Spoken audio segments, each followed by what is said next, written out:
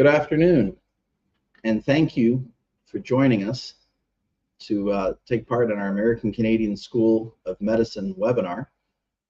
While our audience is remote from our students and our campus dean sitting to the right of me today, we do hope that you treat this as a conversation. You enter your questions early and often, and we can have our students and administration answer your questions as best as possible. I think we'll go to our first slide if we can, and we'll just introduce briefly for 3 slides who we are as a university. So we're the American Canadian School of Medicine. We're focused on training our students for postgraduate residency training, postgraduate medical education in the United States and Canada. Our students are able to take the U.S. licensing exams, the Canadian licensing exams. They can apply to the NRMP, or the National Residency Match Program, in the United States, and they can apply to CARMS, the Residency Match Program in Canada. If you look at our curriculum, it is certainly informed by what would be typical for a modern, clinically forward curriculum in the U.S. or Canada. Next slide, please. Regarding our school, we're a nonprofit, private medical school with a social mission.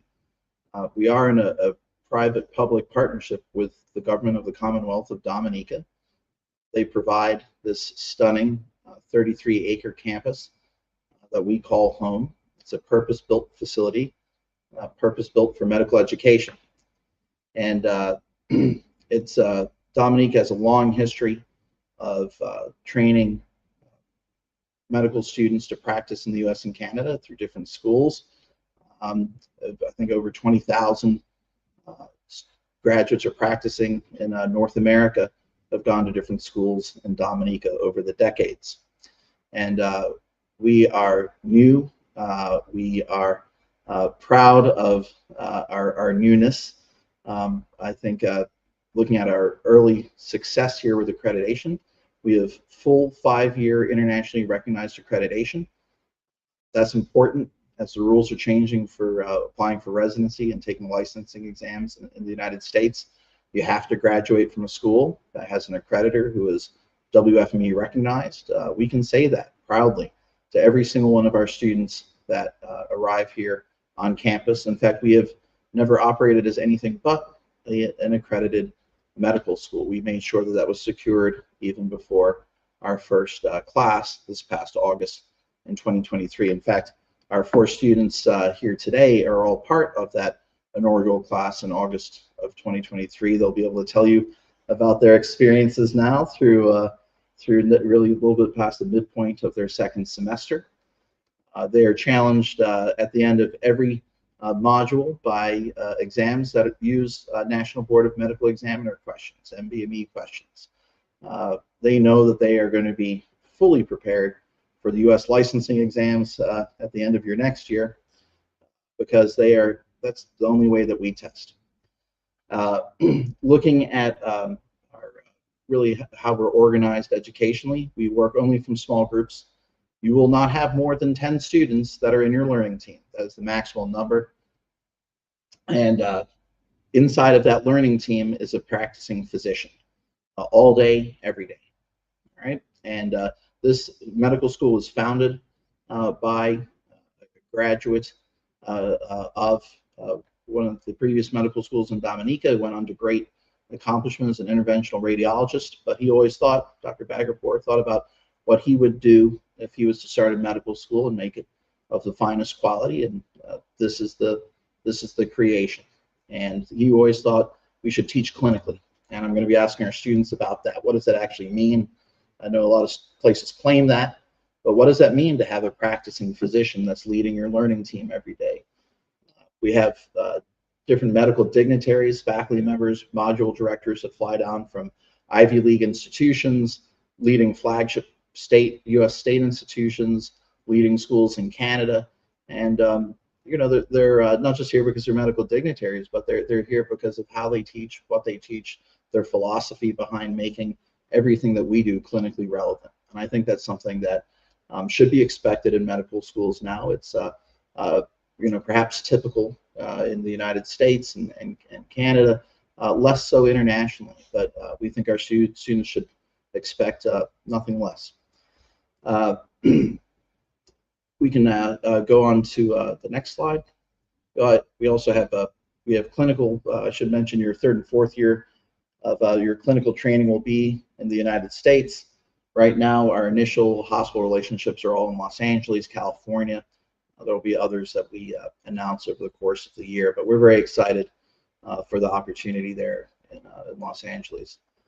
A little bit about American Canadian School of Medicine's social mission. It's not just what is learned in the classroom or in the clinical skills labs or with your standardized patients, and it's also getting out of the community. It's health fairs, it's community medicine, it's community immersion, and this is part of our academic excellence. And it's not just what happens here in school, it has to be what happens in the community. And it's not just about treating the end state of disease, it's about prevention. So much attention is given to later stages of development of disease and the emergencies and complications that come from diseases like diabetes. I know that you've been screening for diabetes, screening for hypertension at your different health fairs, and that's important. Our social mission is to improve healthcare in Dominica.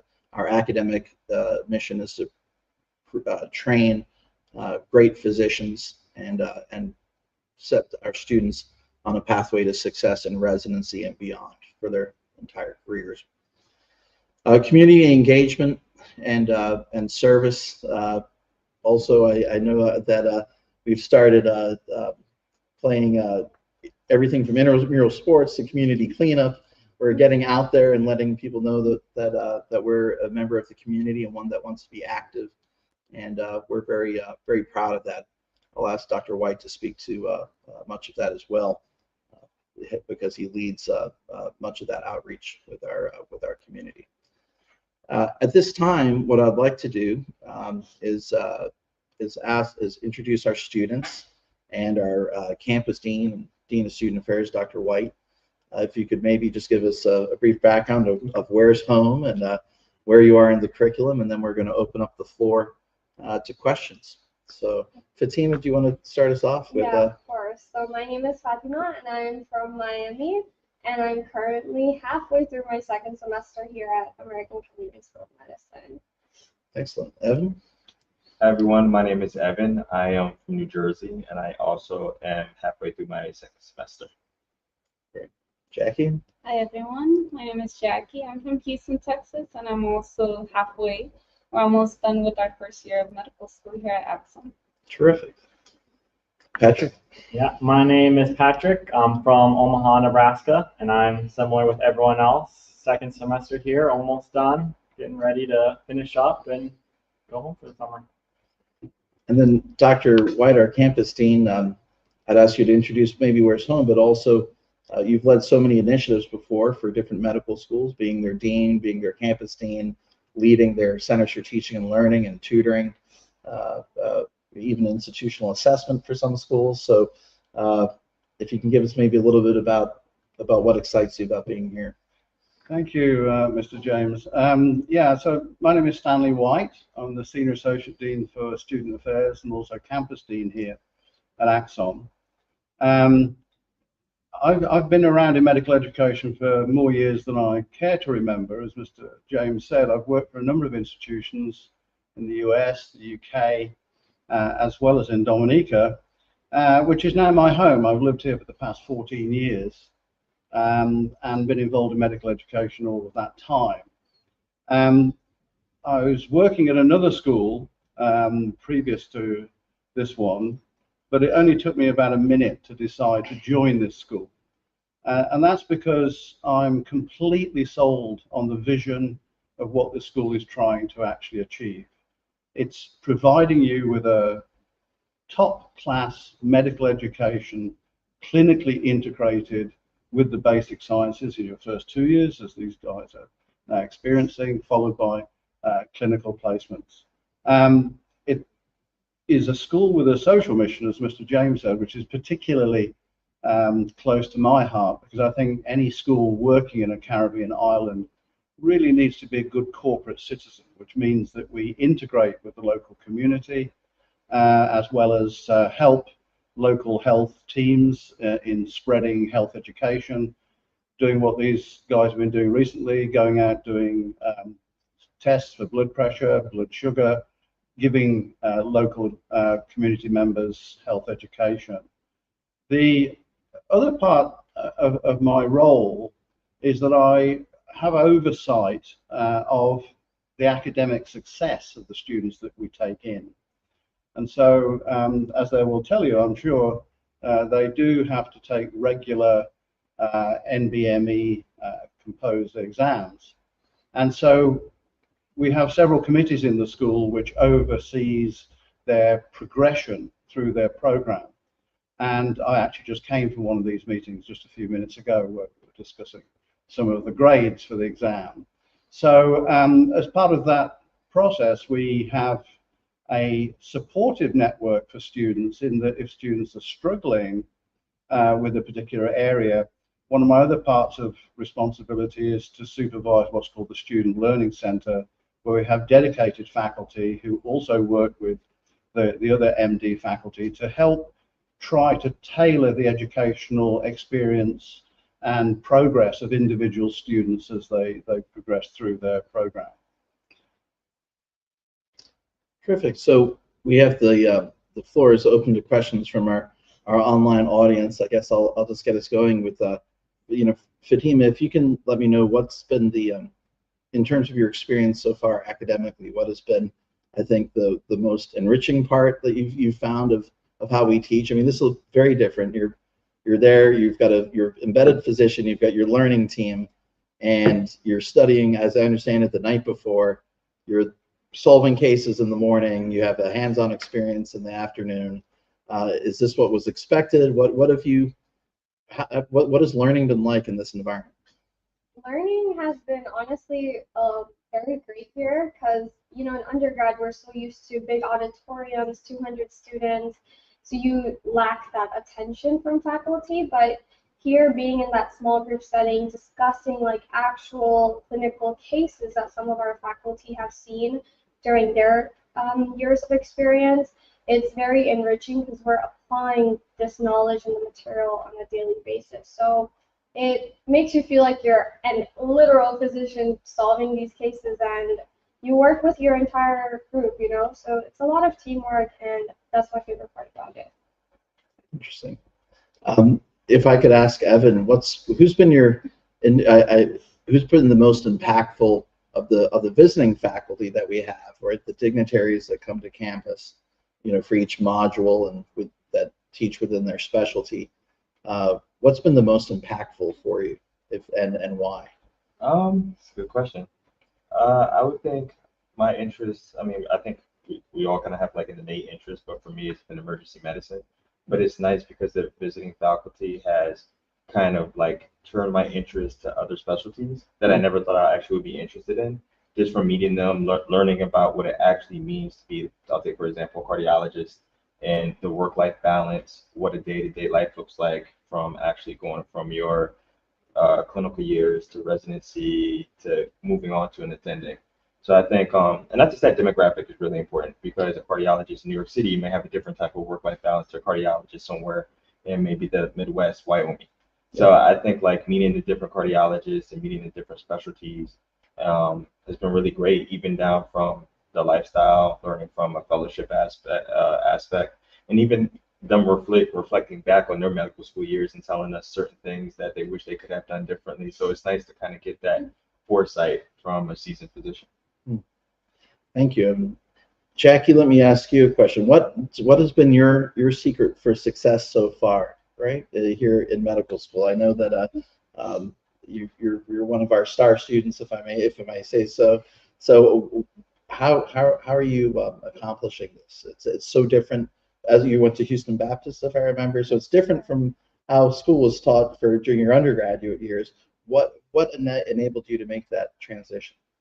Well, Houston Baptist University, it's a private university, so I was kind of used to the small group environment. But Mhm. what makes this most special is just that you get to bond with your professors, knowing that they've been through the same pathway, a little Mhm. different from their background from Russia Yeah. in terms of the U.S., but we get to experience as they connect with us what we're learning and Mhm. apply it based on what they've seen in real life. It Yeah. just makes it even more rewarding. It makes us feel like, okay, this will really like stay with me until I start practicing. I was sat in on your anatomy lecture yesterday from Dr. King, and so he had graduated from the school in Dominica, went and trained in Georgia, then Minnesota to become a colorectal surgeon, teaches at Wisconsin now. Uh, Very different teaching style there. Seeing he's teaching you, I guess, anatomy from a surgeon's perspective, right? And so, can you tell me a little bit about that interaction and what you take out of those lectures? Yes, the way that Dr. King does it is amazing. He likes to present it first visually, just from a textbook point of view, like visualize yourself where it is, where what organ we're talking about. But then he actually puts it on real life, like he actually like pre-records himself, and he tells us, I speak with students, with medical students, and he guides us like first learn it, learn where it is, now let's apply it. And now he's actually, you can see him doing his The actual surgery videos look laparoscopy. very different from an atlas, or Very, very. It is not as color coded and nice as you see it on Yeah. textbook, but it's just amazing how he helps us also with mnemonics. And he Mhm. simplifies like just like everything comes from terminology from Latin. If you Mhm. know the root, you can tell where it is. You can And break once down you that know where one it term is, and you know exactly what's being referred to. Yeah. It's so it's not just teaching you anatomy through surgery, but it's even just some old-fashioned teaching devices such as mnemonics that have been impacted. It's good. Um, let's see from our. I'm going to come to Patrick, and let's see from our audience here. The question is from Ashley Johnson about transitioning to medical school as a new environment, learning experience, and building connections with students. Patrick, can you speak to what the transition was like and Yeah, how you've adjusted? absolutely. The transition it was big, but at the same time made a lot easier with the people here, with human resources and everyone kind of helping me adjust, move everything, get my flights set up, make sure my apartment was all set up and taken care of. And then make sure I kind of knew where everything was around here, where I can get groceries, where the local market is, where around campus tour is. So the transition is very smooth, but you just need to know it's different than the US. You're in a different country and you kind of have to adjust to that. But once you do adjust to it, it's a fun time. The people here are fantastic. All the locals are very friendly. And every single event that we have outdoors at the market, the one we just did during World Health Day, just talking to the locals in itself was very rewarding in itself. And kind of getting their, maybe the food I eat back home is different than what they eat here. So kind of even just getting recipes and, different ways is very enriching. And it's very different than you would ever experience anywhere else at a different school, any other environment. So it's a lot of fun. How would you say the school did in terms of preparing you all for landing in Dominica and coming to Axon? Did you get all the support and information you needed before you came? How did we do in things like that? I think that there is pretty much every information, maybe like small details that you'd always just forget about. But I mean, other than that, everything was very well set up and kind of book list. Here's what you need to bring. Don't forget your passport. Everything, the most important stuff was all there for you. And I think it went very smoothly for me. So I think for me it was great. I mean, I came down with family. I even brought my dog. So I think coming down and actually working out the health certificate for my dog and working out everything else that I needed to actually get a visa and make sure my wife was covered was like fantastic. I always try to do my homework when it comes to those things, but Amanda was great in admissions and she helped me get everything settled.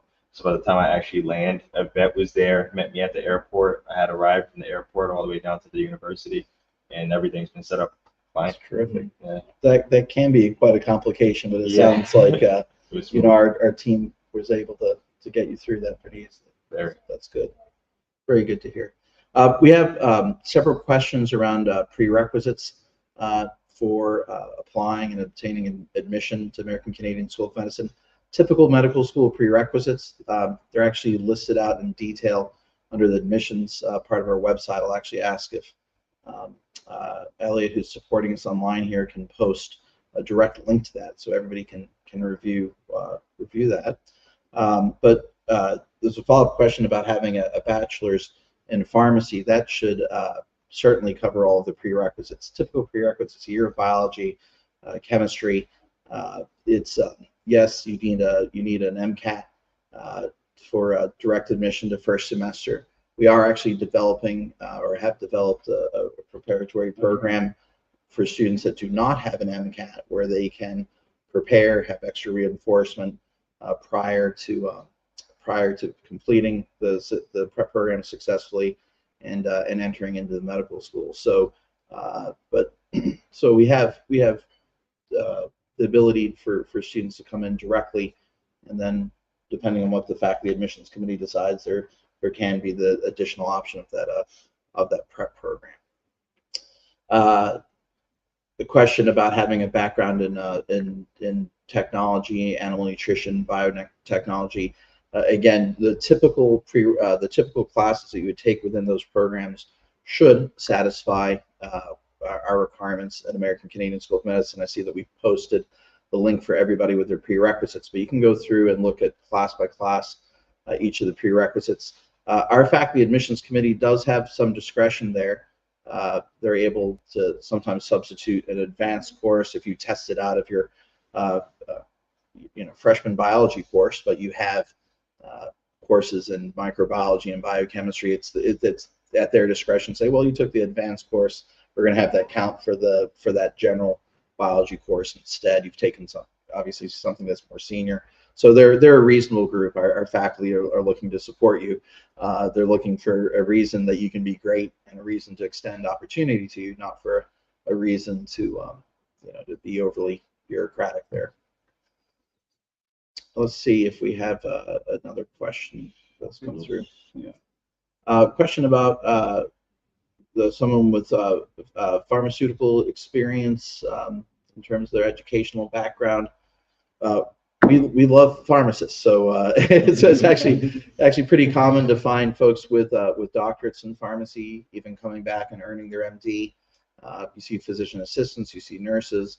Does anybody want to comment on their background? So not everybody here went straight into medical school after undergraduate, right? No. We have some work history, and so maybe if you could we'll start with you, Patrick, and work this way. But can you just comment on what was your path to getting here? It's not always a straight, I graduate in May, I go to med school in August. What happened with your journey? So I graduated, and then it took me a gap year. So I took a gap year. I worked as a pharmacy tech. I studied for the MCAT, and so I basically just made sure as many of my volunteering hours, clinical hours, everything I could that schools would require. I just tried to fill up as many of those as I could, get some experience, and then just get ready for applications and apply. Great. Anybody else want to comment on their path to school or work background? Yeah, sure. I'll go. I'm one of the older students, so I'm non-traditional. And for me, my background, I did both my bachelor's at Rutgers. I did psychology and I did cognitive neuroscience. And then I went on to do both my master's at Ohio State, and I did some research, and I wrote a thesis. And I guess for me, I took some time off to kind of focus what I wanted to do. And then I was studying to take the MCAT and take everything for admissions here. And then I knew medical school was always the goal, but I kind of just want to try to up my stats the most I can in my meantime. So that was kind of just my route. It's quite a journey. It's been a long one. There's a question on age restriction for admission, but I just wondered if you No could go idea. back to the previous question, which referred to Canada. I don't know if it's from Fabulous. Do we have affiliated hospitals in Canada for clinical rotations? We do not have affiliated hospitals in Canada yet. We are certainly are actively involved in outreach in Canada. We will we'll certainly be, we'll certainly update everybody on that. But that is ultimately the goal, is to have hospital affiliations in Canada. Critically, really, I think people are interested in not just elective rotations in Canada, but also core rotations as well. And so we're looking at both third and fourth year and developing relationships. I can tell you that in Canada, we started a relationship with Mount Royal University, where their faculty actually work with our faculty to help select excellent students who would benefit from our medical education. And so we actually have started institution to institution outreach and started programs in terms of finding the right students, right, to be part of our community here. That's one type of outreach. We have also, I can just tell you that we've begun our outreach in terms of clinicals, but we do not have an agreement. Fabulous's second question is about MCAT and the fact that Fabulous is in Africa. So where there are no MCAT centers, how are we going to deal with applications from people with no MCAT? Yeah, we do require the MCAT for direct admission. That being said, we do have now the prep program that we're able to offer, where if a student does not have an MCAT, they're able to successfully complete the prep program. That is I guess also correct. A pathway for admission. So do you wish to talk to the prep program? I guess we're starting with August semester. The prep program, all being well, will begin in August. And as Mr. James says, it's for students who may not be ready to enter directly into the medical program, but it gives them about 16, 17 weeks of preparation for our first semester teaching. So it's a sort of a first semester of medical school stretched out to take it a more, I shan't say leisurely pace, but slightly more spaced out pace, which will also inculcate some study skills, also to help you survive the onslaught that you get in semester one. How would you say on that point, what was it like for you guys that first day or so of teaching? Was it sort of overwhelming, or it comes thick and fast, doesn't it? Yeah. I think is the expression. I mean, week one was great. A lot of things we've seen in undergrad, like the cell, the mitochondria, and then week two, you're slowly getting into rhythm because the weeks are piling up now. And then as soon as you're halfway through, you're like, oh my God, that's a lot of information. But it works out with the schedule. And so our first module is Foundations of Medicine, which is, I guess, a lot of the workings of the cell. And then after that, you go to Attack and Defense, which I guess you could say is analogous to kind of some of the microbiology and immunology backing. And then after that, it's mostly just musculoskeletal, and then organ really goes to organ system after that. Okay. So the details of the preparatory course should be online on our website this week, or is it up already? I'm not sure. I didn't check, but details of the preparation course should be on our website in the next few days. We're going to make a big announcement about the prep course. We're telling you. You're getting an exclusive spoiler on that. But I guess, degrees. Sorry, I was going to say, basically in the prep course, you're getting the content of that 7 weeks of Foundations of Medicine, but stretched out. Then you're getting the Attack and Defense, and so you successfully pass that. You go into first semester. You're actually kind of getting those modules again, maybe a little bit faster, but it's your second time through it, and it should really prepare people to start on a great footing for medical school. Sorry to interrupt, Dr. White. No, the third question was, would an MBA without a bachelor's degree be accepted? I think that for exceptions like that, we'd have to talk to the faculty. So there are cases where, say, for somebody who has a PharmD now, they often don't have the bachelor's degree, right? That's a pretty easy one. The faculty would say, well, yeah, you don't have a bachelor's, but you have a doctorate in pharmacy. Of course, that's more than satisfies the bachelor requirement. I guess it should really be bachelor or higher. But with a master's in something like an MBA, I think they'd have to look at your prerequisite courses. If you had this advanced degree, this graduate degree, and you had the right preparatory courses, I imagine the faculty would be okay with that. But again, I'm not on the faculty admissions committee. I'm the president of the university, and they're an independent group. And that is one thing I should note about our university. We're as a nonprofit, we have a independent board of trustees that govern the university. You should look them up online. They're really an amazing group. Medical dignitaries from throughout the U.S., Canada, leaders from within the Caribbean, as well as really it's a terrific governing body. Who else is independent? The faculty admissions committee is independent. They make the decisions in regards to admission, but then also these kinds of exceptions in terms of prerequisites. That again, that's fully on the shoulders of the faculty. So my advice would be to apply, right? We're not going to get that reading from the faculty unless you apply. So I'd apply. Let's get your application in front of them. Hopefully they'll be able to invite you for an interview. If there is something they feel is missing from a prerequisite standpoint, they will let you know. It's not going to be a secret, right? So you're going to be contacted by admission. They're going to say, everything looks in order. We're excited to have you as an applicant. If there is some, I don't want to say deficiency, but if there's something missing there, they feel that you need that one extra class or whatever that piece is, they will directly let you know. So again, let's apply and get you in front of the faculty and have them respond. Thanks for those three great questions. Age maximum for medical school. Oh, we don't really, well, we don't consider age as part of the admissions process. So I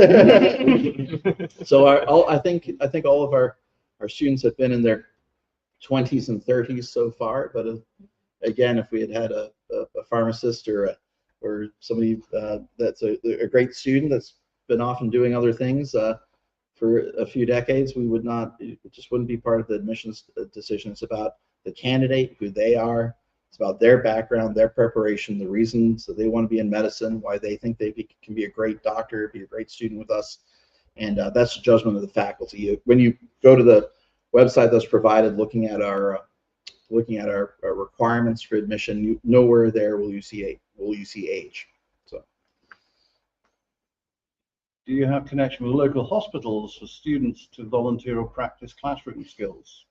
Yeah, and so what we've done is we've started working initially with the health fairs and through our and the development of our community medicine module. Dominica actually has a large teaching hospital, about 300 beds. There's a secondary hospital, about 80. There's a series of clinics here in the community as well. So that is the intent, that we will have cooperation there with in the upper semesters with the local sites for healthcare. Again, we are in a private-public partnership with the government of Dominica. Our faculty members are in various stages of licensing here in Dominica.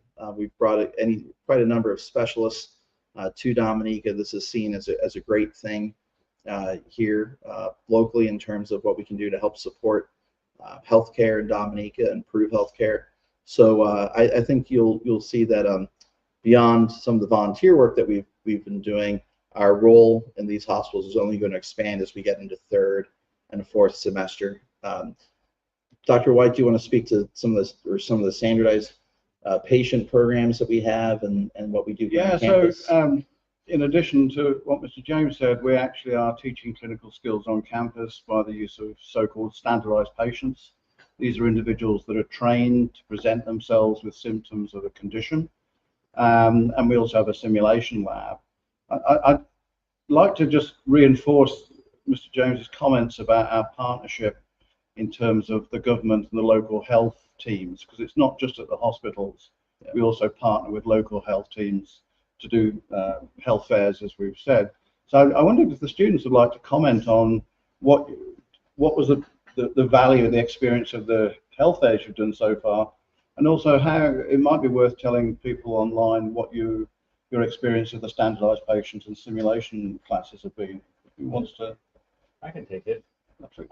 So starting out, so everyone will have to go through what we call Introduction to Clinical Medicine, which is, as they were talking about, it's your preparation to learn your clinical skills. So that's when we do our standardized patients.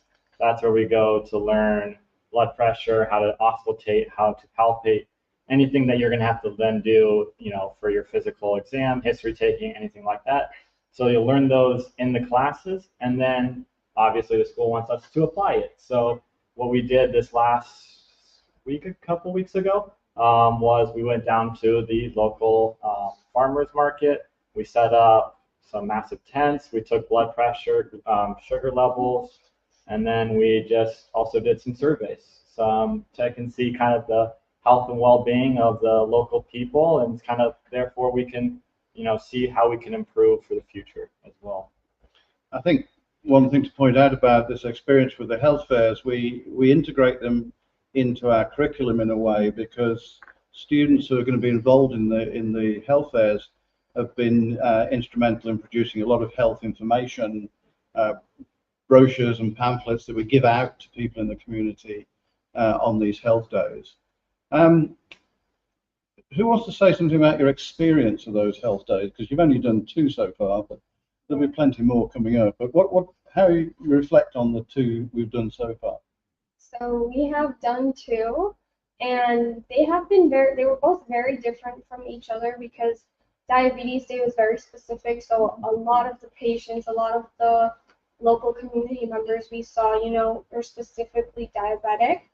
But World Health Day itself, it actually brought out the entire community, and especially Saturdays, it's a very busy day in the market, and it was really nice because we actually had like full conversations, and we did histories, like we got to know them personally, and some of them were so sweet. They would bring us like fruits and as a thank you present, and it was actually very enriching, because as future physicians, we want to like raise awareness where we are, and continue to promote like health in all individuals. So it's very fun events.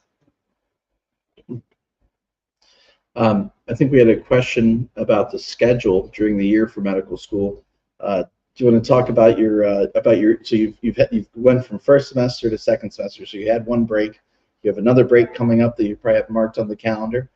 Do you want to tell us about how the breaks work, and then what you're looking forward to, maybe about the next one? Yeah, so typically how our day starts is we have a lecture from 8 to 9 or 9:30, and it's usually from a faculty visiting from one of the major Ivy Leagues. It could be, recently we had one from Harvard School of Medicine. We had some from Pennsylvania, from Yale, from Wyoming, from California, from Florida. Like, wow. We got an amazing like Ivy League state schools, and most of them are all like program directors, and that's amazing in and of itself that we get to experience this coming from them. So yeah, so it's like a 1 hour and a half, 8 to 9 at the beginning. Then we have like a 15-minute break, and then we gather into a small group discussions, and that's when like our classroom, like our curriculum is split the classroom. So you get to learn. They give you a pre-work set of videos, set of like articles that you get to read in preparation for the next week. Yeah. And then we actually gather in our small groups with our professors and get to discuss real life cases. So you may hear from a U.S. program director for an hour in the morning, and then you may have a discussion with them. Then you're into your small group with your your full-time practicing physician that's part of your group. You may have your afternoon experience that's hands-on, and that's your typical day schedule. In terms of the semester schedule, You have a December, early January break, and then I guess the next one's coming up in June and July. But we have 2 semesters a year, and they're pretty long semesters. I think 18 weeks as it would be typical. Some are shorter and longer, but we provide a lot of instruction. So it's I think we're doing it probably maybe more, not less, in terms of the number of weeks in some schools. But I think that's good. In terms of coming up this June? Is anybody staying here? Is everybody going home? What's the first thing that you're doing when you're going back to the U.S.? Well, I guess I'll take this one. Yeah, I kind of have everything here with me. So my family's here, but I haven't gone back home to the U.S. yet. Wow. Yeah, I've been taking advantage of this traveling. So for the last break, I've gone to Europe, and this break, I'm also going to go back to Europe and probably visit Morocco. Amazing. So Wow. this is a little different. So try something different while I'm here. That's incredible. One thing I sort of wanted to follow up on what Jackie just said about a lot of the pre-work and the flipped classroom approach. We provide all those resources through a learning platform, as well as several different online resources. How would you describe this technological backup to your learning experience that you're going through at the moment? I mean, we're actually sitting in our anatomy lab, and although nobody can see it online, we don't have any cadavers here. What's your experience of the technological backup to the education you're getting? Any particular high points like virtual reality anatomy, anything like that? I feel like the technology aspect is a great aspect, and it's honestly very important. And one of our visiting faculties that's actually here right now, he was speaking with us today about cadavers, and he's like, you guys don't need that anymore because you have the virtual glasses, and we have the VR headsets here, so it's honestly like as good as it can get. And we were talking about like Apple and AI and all this stuff, so it's actually really good that the school like emphasizes the importance of technology, because as the world goes on, it's just going to grow, and we need to move with it and not fall behind. So I noticed in Dr. King's an anatomy experience, I'll call it. It's like it's lab, it's lecture, it's interaction, but so surgery videos, it's CT images, ultrasound images. Interestingly, I understand that you're able to do ultrasound here in this lab and actually practice this with each other, but find your different structures. And so that's I listened to Dr. King speaking about how important that was for different aspects of the surgery practice. If he wants an answer right now and not have something go off to imaging, but has there been anything impactful about the hands-on nature of finding those structures in the lab, just using ultrasound as opposed to a dissection? Well, it's also just the aspect of that is what you're going to use. I Yeah. mean, being able to actually hold the ultrasound yourself, get the experience, finding, okay, where is the valves in the heart? Is it actually, then if it's pumping or not, whether the lungs are inflated. It's very practical stuff that you will use and that you can use, because ultrasound is very applicable anywhere. And same with, CT, and as every faculty has stated, it's, cadavers are different than a live patient. And so what he was focusing a lot on was, here's your surgery, and as we go through, as Dr. King showed us the surgery that he's done, he's like, let me show you each structure that we just talked about. Here's what it looks like in real life. And that way, when you go into your surgical rotation, you will actually know and be able to say, okay, I saw this before, rather than this is not what I remember from the textbook. So I observed him quizzing the class on, if I remove this, what's the consequence to the body? What other system gets impacted? What workaround surgically could you affect, right? And so seeing that, I meant to stop by your class for just a couple minutes, and I spent an hour here because it was hard to pull myself away, but it was a very dynamic way of teaching. So yeah, we actually were pretty lucky. Last week, Dr. Aviola came up to us and actually was able to show us what the actual ovarian cyst looks like through the ultrasound. Wow. Yeah, so we were able to actually view it in like live performance, so that was actually good. Right. Yeah, and then we had Dr. Giuliano come down, and he runs the fellowship in I believe University of Florida. Yeah. And he actually showed us how to actually do the ultrasound and what to look for in the emergency department, which was nice. That's great. It's good to know that you're they're teaching you just the same as they are at their home institution, and I mean, it's nice to have that comparability and that norming. I think when you look at I think having faculty come from elsewhere as well. Absolutely, and I think the other important point about this is that you're getting these very directly clinically relevant material so early in your medical school education, which is quite a contrast to the way many schools teach. Yeah. So I think the clinical integration part of the curriculum is the major strength of what we're doing. I think so. You're not learning it by rote. You're learning it Yeah. because you know clinically why I need to know this. I actually noticed that a lot of the visiting faculty, they always comment on how, oh, you're already doing that. There's like, you cover some of that stuff later on in clinical rotations, but they merge it to the basic sciences, which is nice. That's great. Let's see if we have another question. Application fee. Oh yeah, we do not have an application fee. You can apply and you'll get the full vetting from our faculty without a fee. You'll get feedback. I mean, hopefully it's a successful journey through the admissions process. It's a quick process that students can apply, even interview the same week, find out their decision from the faculty admissions committee within several days. It's a rigorous process, but it's not unduly long by any means. You can take any of your common apps from North America, such as the student copy of your MCAS, of any of the different application services, the Texas application, the Ontario application. You can send in your student copy of that, and then that will serve as your application. Absolutely, we will need official documents from your institutions. We'll get the official score reports, but we're not going to wait 2 or 3 months for all that to filter in and come to the university, and then consider your application. The faculty are going to work with the student submitted documents, at the time of admission, and then we let the registrar work with admissions in your previous institutions to get the official documents by the time that you start your medical school first semester with us.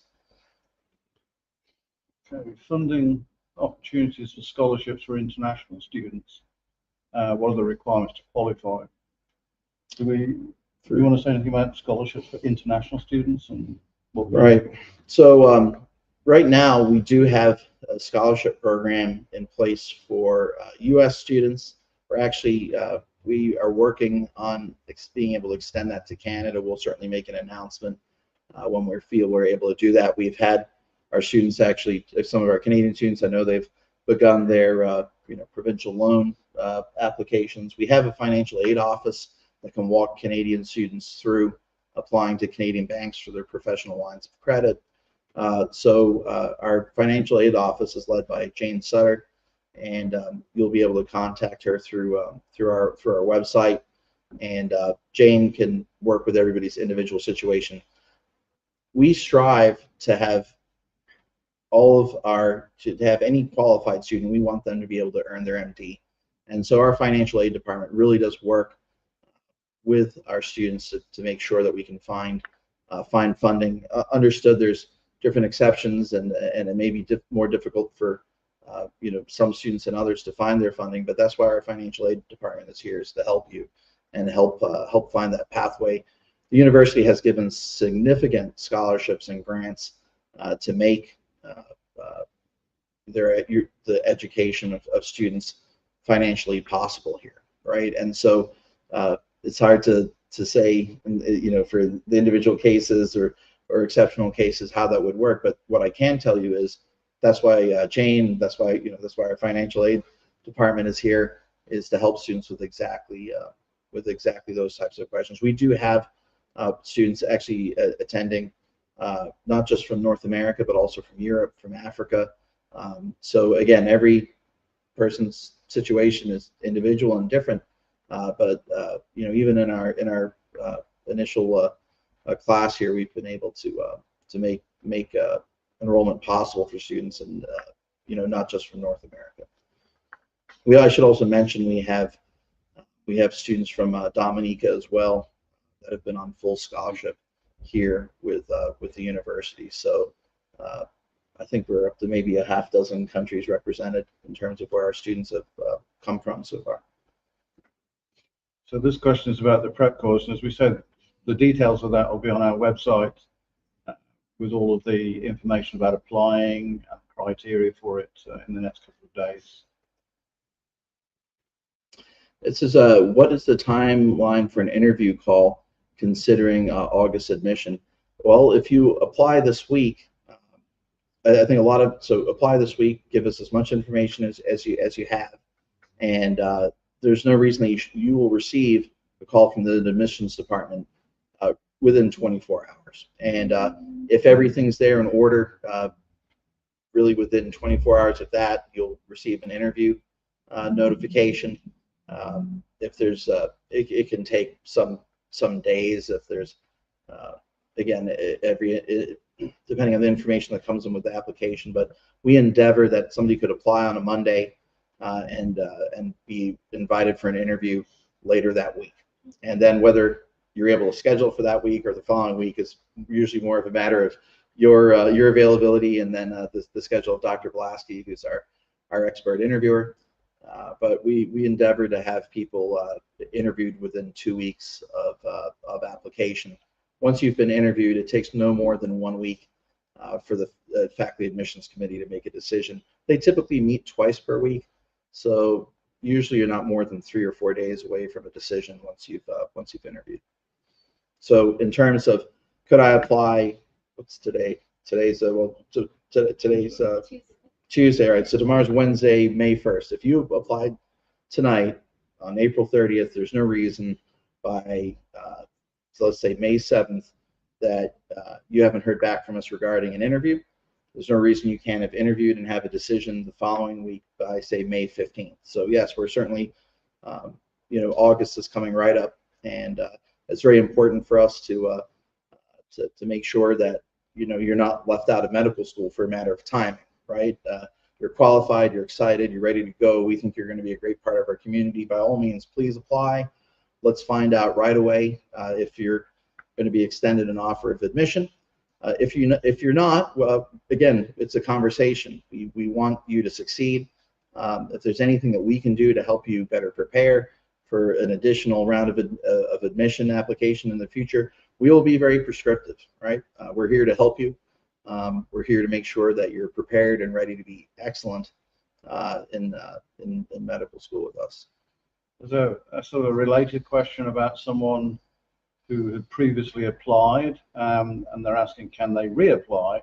Well, without knowing the details of, why you didn't continue with their application, yeah. I think the fact that the med prep course coming online soon may be a different avenue for you to gain access. But all I can say is look at the details, decide whether the med prep may be the course for you, and if you want to do it, then apply. Yeah, if somebody is, let's say they're denied in 1 year, they reapply the following year, you can absolutely do that. This is not if you're ever denied, it's not you can never do this again. We want you to be successful. You come back next year, maybe the faculty had given you a prescriptive path to improve.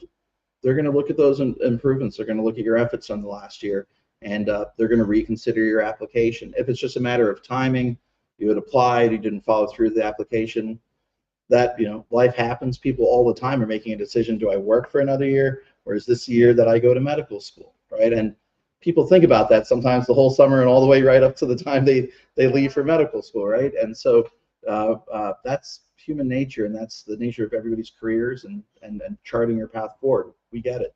So yes, you applied before. Let's say you didn't follow all the way through with the application. Absolutely, you can reactivate your application. You can reapply. Just contact the admissions department. They'll get you right back on your way. And again, same as if you're applying for the first time. There's no reason you can't apply in one particular week. Find out about your interview by the end of that week and know your decision by the end of the following week. Really, if you want this to take 2 weeks or less, you can make this take 2 weeks or less. You just have to be responsive. And it's my job to make sure that our staff and our faculty are responsive on our end of the process. That's our promise, that we're going to that we are going to make sure you get this decision as soon as possible. We'll be thorough, but there's no reason this has to take more than 2 weeks.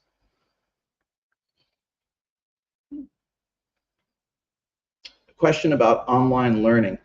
We don't have a distance program. I will say that we have all sorts of online curriculum supplements, right? You have access to, so everything, as Dr. White mentioned, is organized through Canvas, but you have access to micro lectures through Osmosis. You have full-length lectures and other tutorials through Lecturio. We have any number of question banks from TrueLearn, Ambos. There's about 8 or 9 different learning systems that we have. It sounds a little crazy, but it's all organized through Canvas. And what we've tried to do basically is take care of the information collection for you. Our faculty have lesson plans sorted out. There are no surprises here. You know exactly what's going to be addressed day by day by day throughout your 4 years of medical school.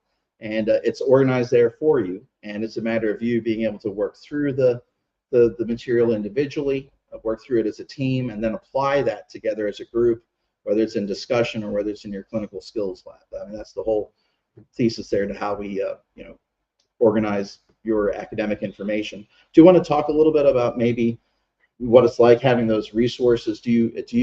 How much self-study happens? Do you use Osmosis? I mean, I know that some students love having these 2-3 minute micro lectures. Other students don't use them at all. But maybe can you? We're trying to support all the different styles of learning is ultimately what's happening. But if you maybe don't let me talk about your experience, maybe Patrick and Fatima, Jackie, Evan, if you can tell us about your experience of actually using these. Yeah, I can talk about my experience. So just to give context, so every single day you're given, it'll be Osmosis, Ambos, and then Lecturio. So each one kind of does it different. So for me, I'm a very visual learner. I like watching videos, kind of picturing it in my mind. So Osmosis is like a very good starting point. That way, it's not as detailed as Ambos and Lecturio are. It'll probably just give you like more basic understanding, but you'll get the overall picture. And then it'll be maybe, most of them are about 8 to 12 minute long video. You put it on 2 times speed, 6 minutes, you're doing fantastic. And then you can, then I get that general idea, then I can kind of go into Ambos, and it makes my learning a lot faster just because I've seen the material. Now I can kind of re-look at it again, maybe slightly more detailed, and then just reiterate it in my mind. And then obviously you go into the next day, you're doing it again. And then the day after that, we have a test, or well, not a test, a formative. So not graded, but they give us USMLE style questions on Ambos on the previous day's material. So you're really looking at material 3 times. So pre-work, the day you actually go in small group, and then the day after you'll do a quiz. So compared to other schools where it's a lecture, you go in, maybe you're paying attention, you see it once and that's it. We see it 3 times, and then you're constantly with the faculty. They'll hop around and make sure that you're on top of your studies and quizzing. So a lot of it is self-study because it's a flipped classroom. So if you stay on top of it, you're doing fantastic. But you have to stay on top of it. And that's like any other school. If you're not on top of it, it's a medical school. Once you fall behind so far. It's just a constant. So we're not using the time of our physicians to read to you. Mm-hmm. You've had to have studied and done some self-study. You've learned the subject matter, and now you have to participate in a discussion with that physician and with your peers. Yeah. And it's a flipped classroom model, but it's different from most undergraduate programs. Yeah, absolutely. Can you let me know about your use of the technology or how that supports your learning, and maybe what it's like participating in those discussions after you've used that technology? I was actually going to follow with Patrick. So I'm more of a visual learner, so I do like to watch a video of Osmosis just to get an idea of what's going to be. Like, it's an overview, but and then get it to like Ambos. And Ambos has like nice specs that you can like put a highlight mode. Everything that is going to be on step 1 based on the first peak, you can use that. You can do highlight just high yield, or like I want to do all overview, and then once you do it once, then put the high yield, then just do the compress. So that's how I like to do stuff, and then do practice questions on that. You can also like go to TrueLearn, which is what we get texted every Friday. based on the whole week material from Friday to Thursday of that week. So like Patrick said, we could, like, we see the material at least 4 times before Wow. your final. And then your final at Keeps you- the end of the semester, that's the one that then uses the NBME questions where our faculty have taken those from their database. So, but you're seeing this many ways before you have that exam. And Osmosis also has flashcard notes for those that like flashcard. Lectorial has some extra supplemental videos with questions attached to videos. So it depends on what kind of learner you are. So if you're visual, Osmosis, lectorial videos. If you're more like, I like to read, Canvas. And again, that's that of like, you want just high yield, or you want, I want to learn everything and then know what's most important. If your experience has been similar with the technology, or Yeah, so for me, I noticed from varying from different semesters, I think the best option for me has some time to be able to learn. I have to unlearn. And like some tools that work for me, like in musculoskeletal, may not work for me so great in like cardiology. So I was like, okay, maybe I have to focus more on AMBOSS, and like I've been learning from these guys. She's an advocate at AMBOSS, so she has me on the AMBOSS, and I noticed I like to learn things as high yield first, and then the details that like AMBOSS provides, so more for micro learning. So it's like, okay, I like to go from the big picture, and I like to zoom in. So for me, I like AMBOSS. I've been relatively more into books lately because I'm more of a, I realized I'm more of like a tactile visual learner. So sometimes looking at the screen is good, but after a while I have to switch to something else. And having like a book in my hand is, for me, it just works. Hey. I'm pretty much similar. I'm not huge on, I don't really use Osmosis as much anymore. I used it for microbiome though. But he's right. Definitely a huge advocate for AMBOSS. And I do love the books. So I use a lot of like, so you guys offer us like, wonderful resources. I stick to all of that. But when I do make my own notes, I do use, like the USMLE Step 1 book, which I feel like is our best friend. So I use that book. I take whatever it says because it has like, clue words that you're going to see in the vignettes.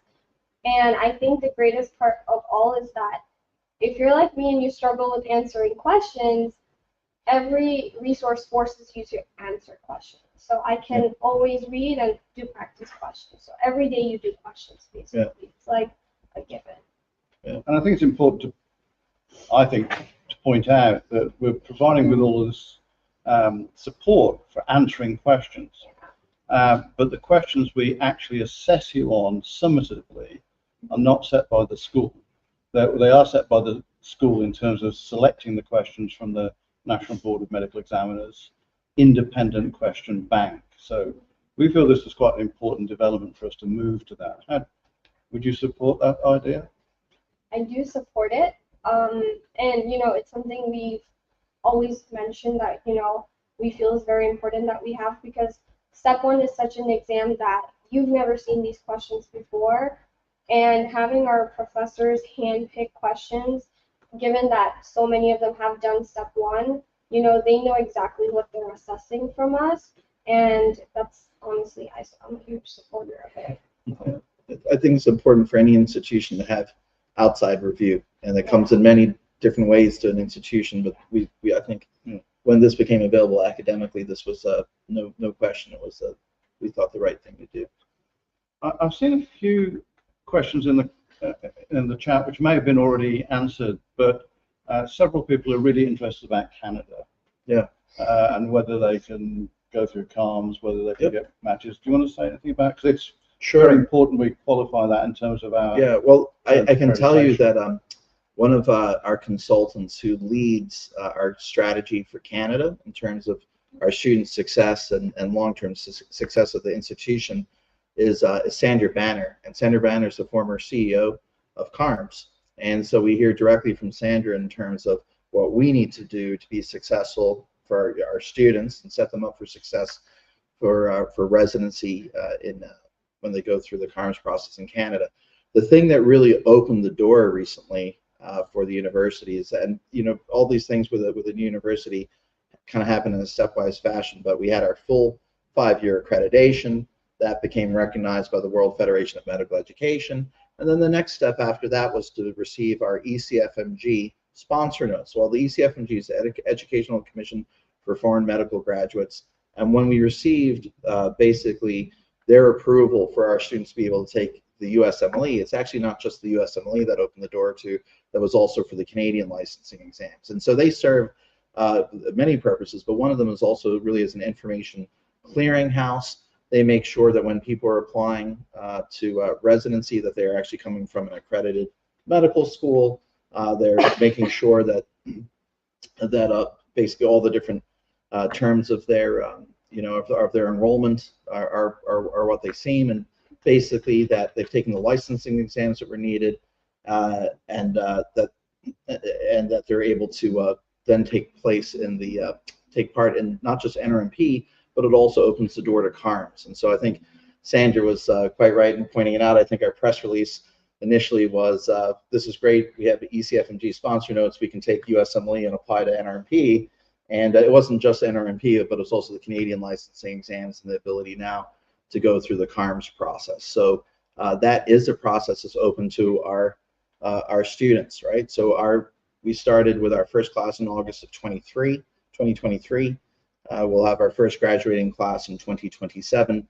But we already know that our students can take the licensing exams and go through the residency process. That's not something to be resolved later. That is already resolved even in our first year here of teaching. This is an interesting question, sort of related to that, which a urologist has advised someone online that students from the Caribbean will have a tough time to practice in Canada. Is that true? Well, it's no. There's Okay. Yeah. So it's in North America, there's a huge portion of the physicians are actually trained outside of the U.S. or Canada. Right now, to go with CARMS, it's roughly 500. You can go to their website, but there's a certain number of residencies that they hold open for Canadians studying abroad through their first iteration. There's a second iteration. What happens if a Canadian studying abroad does not match through CARMS? Well, usually what we would advise Canadian students to do is to then go and match into a program in the United States and go through the process of completing residency and fellowship if that's what their specialty requires after residency. And there's different pathways depending on what type of medicine that you're discussing. So many of the provinces, for instance, have made it very easy for family medicine physicians to go back and practice in Canada. All right, you have a 3-year family medicine training program in the U.S., a 2-year family medicine training program in Canada. You complete your residency in the U.S. Again, I know Ontario changed their rules for bringing back different types of physicians over a decade now, really to encourage now the passage of physicians that have done their residency training in the U.S. back to Canada. You can ask actually very detailed questions about any province, about any area of specialty, the rules for one area of specialty versus another, and I can ask Ms. Banner if she can help me answer some of those very specific questions, because again, she was the head of CARMS for a couple decades, and she advises the school, because again, we're not going to leave anything to chance here for our Canadian students. We're going to hear from the authorities and the experts in the field, and that's really how we design our support and also our program. So.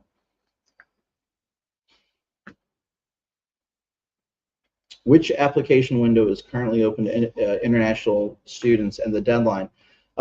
We actually have both the August 2023 application cycle open, and we also have the August 2024 and the January 2025 application cycle open. So you can actually apply for the next 2 semesters. There is not a deadline, but I wouldn't leave anything to chance. I mean, we do award a large number of scholarships and grants. You don't necessarily want to be the last person in line that's applying to school hoping that frankly that the scholarship budget hasn't been exhausted for that particular semester. So we don't have a time machine. You can't go backwards and apply 3 months ago, but what you can do is apply today, and let's get you a decision in the next 2 weeks for whichever semester it is that you're looking to join, and let's get you a decision as soon as possible, so you can actually now make this decision about going to medical school with that admission in hand. Right? It says, how competitive is your school? How competitive is your school in terms of fee structure? I can tell you that the full length of the program without scholarships is $214,000 US dollars, right? And it really shows almost entirely as tuition. There's maybe a couple minor fees. We don't play games trying to hide tuition as a fee or anything like that. It's $214,000. So if you look at in-state tuition in the United States, it averages about $235,000 right now. So we're a little bit under in-state tuition. We're well under private or out-of-state tuition in the U.S., which is right around $300,000. If you look at programs in the Caribbean, there's some that are as much as $350,000 for tuition, several that are around $300,000. We are the only private nonprofit. There's one public nonprofit, which is the University of the West Indies. They have campuses in Jamaica and Barbados, I believe Trinidad too.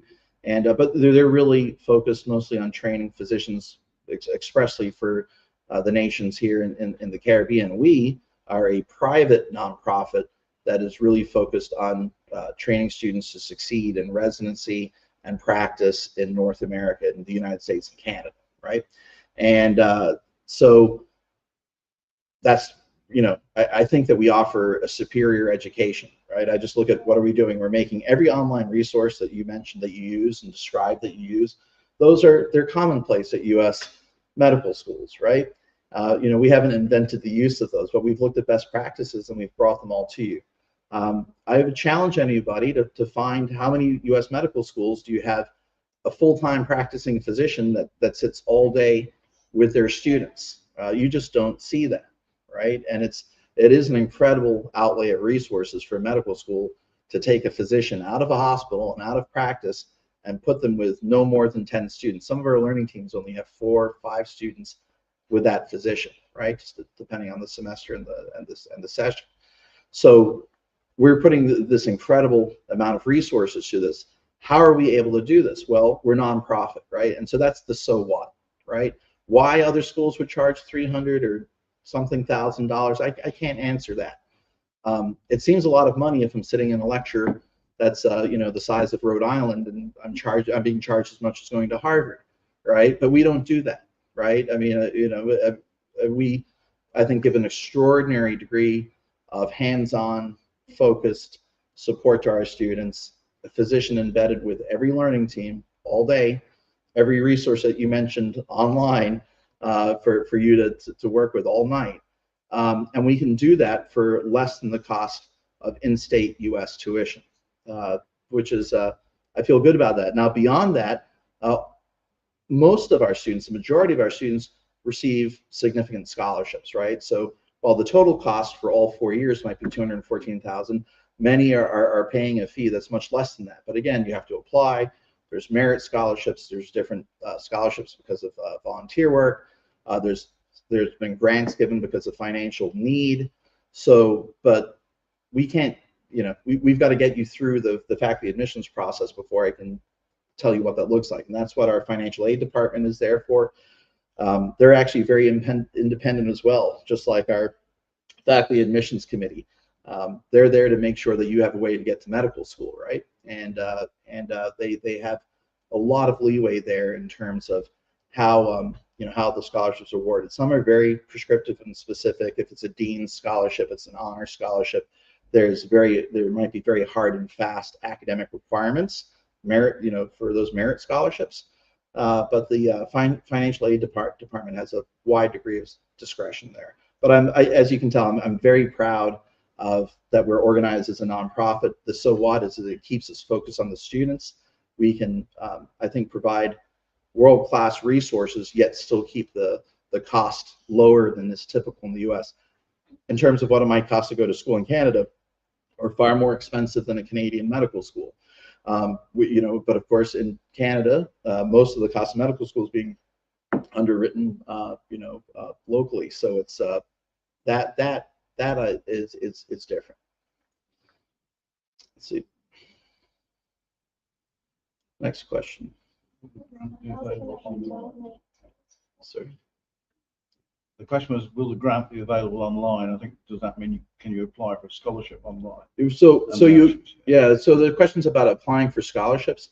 You apply for admission. Financial aid is going to review your scholarship. For your review, once you're admitted, they're going to be able to review your information to see what you're eligible for. They're certainly going to call you. They're going to ask you a number of questions to see what you might be eligible for that we may not be aware of if we didn't catch it in your application. So again, financial aid is trying to find our students funding. They're trying to find you money. So the first thing is to apply and be admitted, and financial aid kicks in the high gear, trying to make sure that you have the best package possible. Okay. How can I donate to the school? What a fantastic question. We do love that question. Actually, it was interesting. We've just started our foundation process and organization. So it's actually chaired by Ambassador Hubert Charles, and so he's really a statesman from Dominica. He had been ambassador at different times to the United Nations, the United States. He'd been, I think, spent a decade in Africa on a UNESCO mission. Author of several books, president at one time of Dominica State College. So, really, the Honorable Hubert Charles is leading that for the university. So, you could email my office. I'm the president of the university, and actually, Elliot, if you can put up my email address, I'll make sure that you get in contact with Mr. Charles, His Excellency. And again, we. Foundation work's important, right? If you're able to support your students, if you're able to provide great scholarships, you will have great students. You have great students, you'll have great graduates, you'll have a great university, and so it's a major undertaking for us that we're really now getting going. Okay, so we've actually overrun considerably on the time we originally but these have been great planned, questions. but that's because we've had such a whole load of great questions. I'd like to thank everybody online for the questions they've asked. Before we actually conclude, I don't know, Mr. James, whether you have any concluding remark, but I'd also like the students just to sort of say why you think Axon is a good school and why you'd encourage people to apply to it. Let's hear from the students. Yeah. Well, so it's a great school, one, because it matches my learning style. So the small group, the student-faculty ratio, also just the support that you have through the school is like immense. And I've never really gotten that support anywhere else.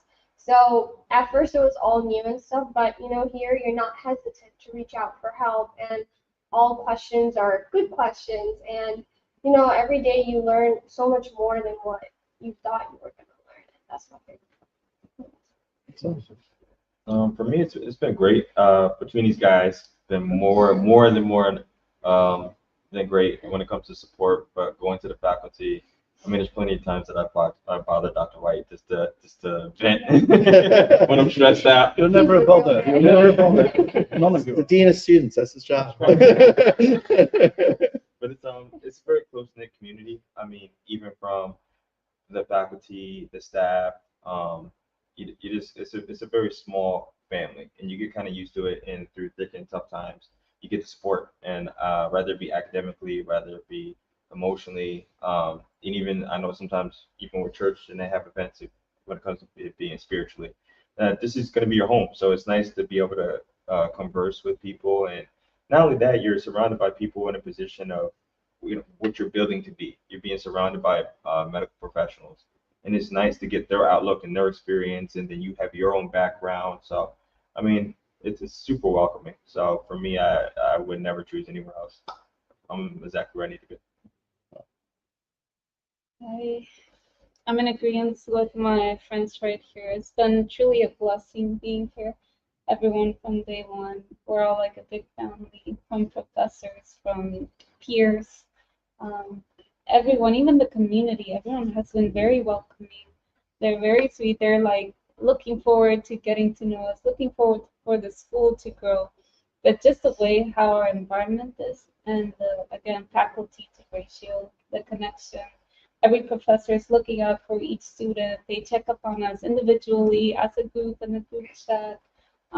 You could also like one message away, like it could be 7, 8 p.m. You need some advice. You're like having a minor like panic attack, anything. Like they're there for you, and your peers also. Like whenever we want some time and like time to decompress, we have the ISG. We go to the gym. We work out and then get back to study. But we have each other's back, and it's been a blessing.